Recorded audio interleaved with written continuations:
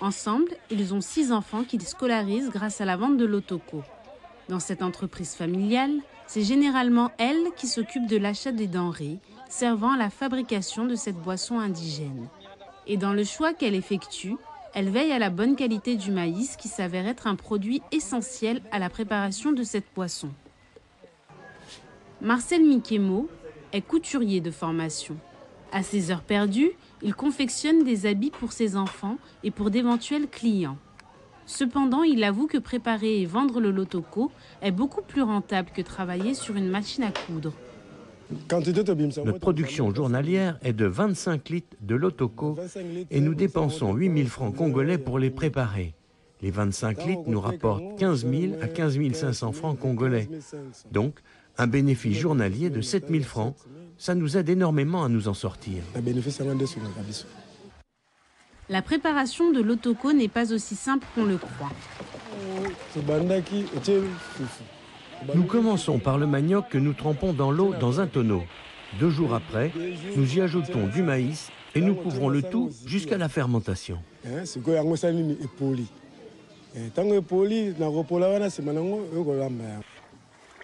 Au 7e jour de la fermentation, on dessert les sangles pour découvrir le résultat du mélange.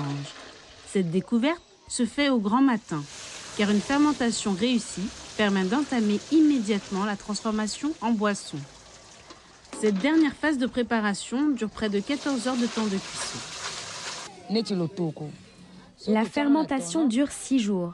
Ce n'est qu'après que nous entamons la préparation de l'otoko.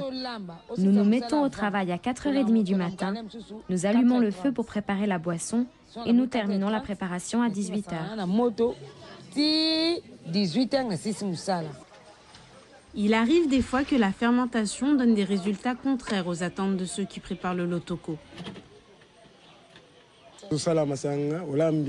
On rencontre parfois des surprises désagréables lorsqu'on découvre au 7e jour que la fermentation n'a pas réussi. Généralement, cela arrive lorsque le maïs est de mauvaise qualité. Dans ce cas-là, on perd tout ce qu'on avait investi. Comme pour la fermentation, les tonneaux doivent être bien fermés pendant tout le temps de cuisson. On utilise des déchets de maïs mélangés à l'huile de palme pour boucher toutes les parties qui pourraient laisser s'échapper de la vapeur. Cette vapeur est canalisée dans des tuyaux qui, au contact de l'eau froide, produisent des gouttes d'alcool recueillies dans une bouteille. Ce sont ces gouttes d'alcool qui constituent la boisson indigène l'otoko.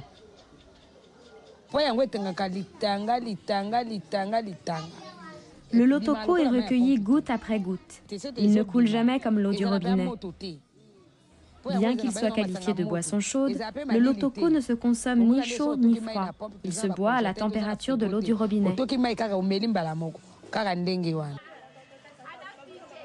Le prix pratiqué permet à toutes les bourses de s'en procurer, contrairement à la bière dont le prix, plus d'1 $ la bouteille, dépasse largement le pouvoir d'achat du Congolais moyen, estimé à moins d'1 $ par jour. La consommation abusive du lotoko peut avoir des conséquences fâcheuses sur la santé, car sa teneur en alcool n'est pas connue.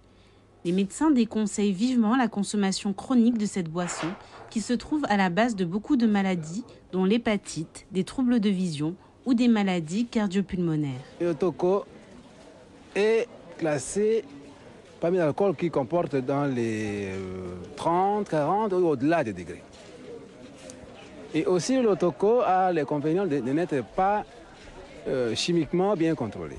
Sur le plan légal, la vente du lotoko ne souffre d'aucune restriction, en dépit du fait que sa fabrication ne répond pas aux normes hygiéniques requises et que chimiquement, cette boisson échappe à tout contrôle imposé aux autres boissons alcoolisées.